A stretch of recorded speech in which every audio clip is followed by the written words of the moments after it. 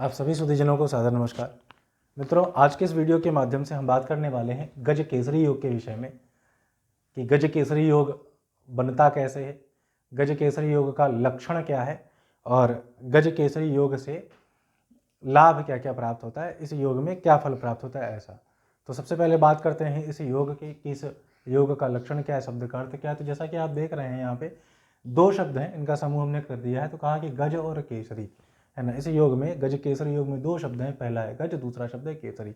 गज शब्द का अर्थ होता है हाथी और केसरी शब्द का अर्थ होता है शेर अथवा सिंह। तो कहा कि यहाँ पर दो की बात कर रहे हैं, एक हाथी और दूसरे शेर की। तो ऐसे उदाहरण से इसको समझाया गया है, इस योग को समझाया गया है, इसके फल के विषय में बताया गया है। तो कहा कि किं कुर्वन्ति ग्रहाः सर्वे यस्य केंद्रे बृहस्पति मत्त मातंग यूथानाम एको ही गज केसरी। अर्थात जिस प्रकार अनेक हाथियों के झुंड को एक शेर तहस नहस कर देता है, उसी प्रकार से आपकी कुंडली में भले ही अनिष्ट कारक विघ्न कारक कोई भी जो ग्रह हैं उसको समन कर देता है, समाप्त कर देता है यह योग। कौन सा योग? गज केसरी योग। अब प्रश्न होता है कि गज केसरी योग बनता किस ग्रह से है। तो कहा गज केसरी योग को मुख्य रूप से हम देखते हैं बृहस्पति से। यस्य केंद्रे बृहस्पति, जिसके केंद्र में बृहस्पति हो। केंद्र का अर्थात क्या है?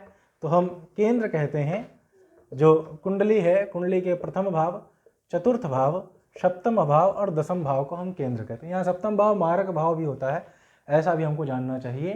तो यदि केंद्र में बृहस्पति हो, यदि केंद्र में बृहस्पति अथवा गुरु हो तो गज केसरी योग होता है। केंद्र क्या है? तो आप इस कुंडली में इन चारों स्थानों को देख लें, यही केंद्र है ना। या इनको हम अगर नंबर से जोड़ें, अगर इसको हम एक मानते हैं, लग्न को अगर हम एक माने तो यहाँ 1 2 3 4 5 6 7 8 9 10 11 और 12। तो 1 4 7 10 अथवा केंद्र में ऐसा प्लस का आप चिन्ह बना सकते हैं। तो पता चला कि ये जो चार भाव हैं इसी को हम केंद्र कहते हैं।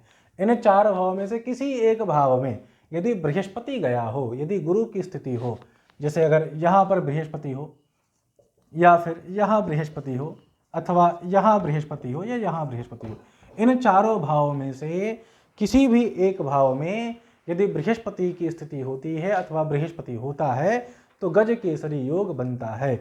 और गज केसरी योग का लक्षण ये है, इसके साथ इसका जो फल है कि यदि आपकी कुंडली में अनेक ग्रह किसी भी प्रकार का विष योग, अनिष्ट योग, जो भी योग बना रहे हो, यदि केंद्र में बृहस्पति है तो ऐसे विभिन्न प्रकार के योगों का समन होता है, वो योग समाप्त होते हैं। वो योग जब उनकी स्थिति आएगी, जब उनकी महादशा इत्यादि आएगी, तभी वो लक्षण घटित होगा, तभी वो अपना फल देंगे। वो बराबर अपना फल नहीं देंगे, है ना। जैसे किसी का बुध कमजोर है तो वाणी उसकी निष्ठुर है, वो अच्छा नहीं बोलता है, ऐसा। यदि कृषि या सही समय पे बोल नहीं पाता है ना, मन में कुंठा रहती है। यदि कृषि का मंगल ठीक नहीं है तो कई स्थानों पे वो गुस्सा दिखाता है, उसका स्वभाव एक गुस्सैल हो जाता है। तो यदि गज केसरी योग हो तो वो हमेशा स्थिति नहीं रहती है। जब ऐसे उनके ग्रहों की महादशा इत्यादि आती है तो उस समय वो लक्षण दिखाई देते हैं, अन्यथा वो नहीं दिखाई देते हैं। तो गज केसरी योग का यह लाभ है। इसके साथ एक चीज़ और कहते हैं कि यदि बृहस्पति त्रिकोण में देख रहा हो, त्रिकोण हम कहते हैं, ये गज केसरी योग से भिन्न है। यदि त्रिकोण को देख रहा हो, त्रिकोण अर्थात पंचम और नवम भाव को हम त्रिकोण कहते हैं, यदि त्रिकोण देख रहा हो तब भी बृहस्पति का अच्छा फल प्राप्त होता है। यदि कंटेंट आपको अच्छा लग रहा है तो इसको लाइक, सब्सक्राइब और शेयर ज़रूर करें।